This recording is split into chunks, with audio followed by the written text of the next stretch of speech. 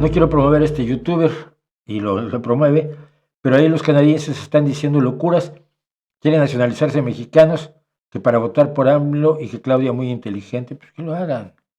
¿No se va a cambiar algo? ¿Cuántos canadienses pueden hacerlo? 200. Déjalos. Preocúpate de otras cosas.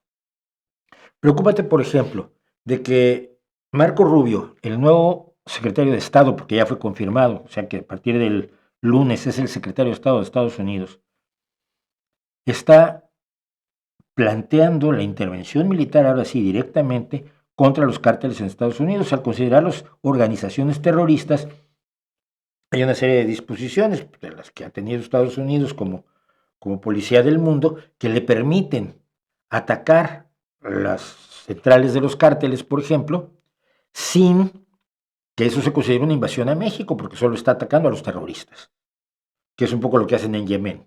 En Yemen van contra los hutíes, pero no están invadiendo Yemen. Están solo matando terroristas yemenitas, ¿no? Terroristas hutíes. Preocúpate, porque lo mismo está diciendo la nueva procuradora, que es una tipa de mucho cuidado, la nueva procuradora general de los Estados Unidos, la fiscal general de Estados Unidos, cuya confirmación ayer vi una parte y es, o sea, increíble que sea gente que le preguntes quién ganó las elecciones de 2020 en Estados Unidos y te diga que no lo sabe. Que el presidente es Biden, pero ella no sabe quién ganó. Y siguen afirmando que en el 2020 ganó Trump. Cuando no ganó, evidentemente.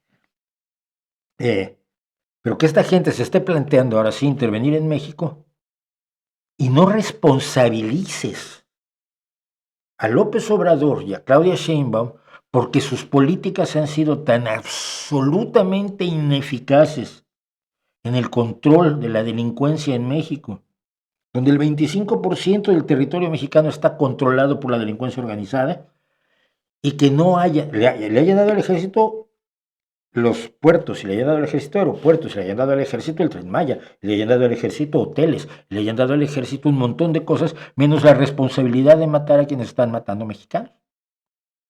Y por la Fuerza Aérea Mexicana no ha bombardeado ninguno de los lugares donde se sabe que viven los narcotraficantes, por ponerte un ejemplo.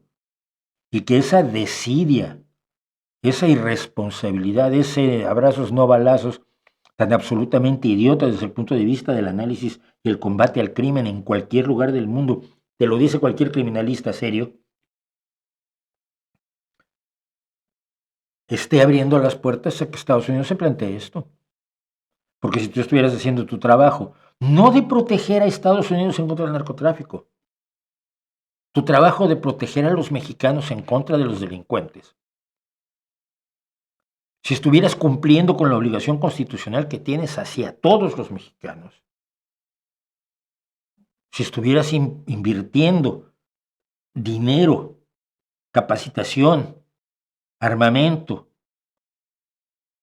información, trabajo de inteligencia, que fue el que no hizo desde Calderón, por eso la guerra de Calderón fue tan desastrosa, porque ni el ejército mexicano estaba preparado ni tenía los elementos de inteligencia necesarios para estar por delante de su adversario estaba por delante de él, porque sí tenía informantes al interior del ejército, ¿no? Según sabemos.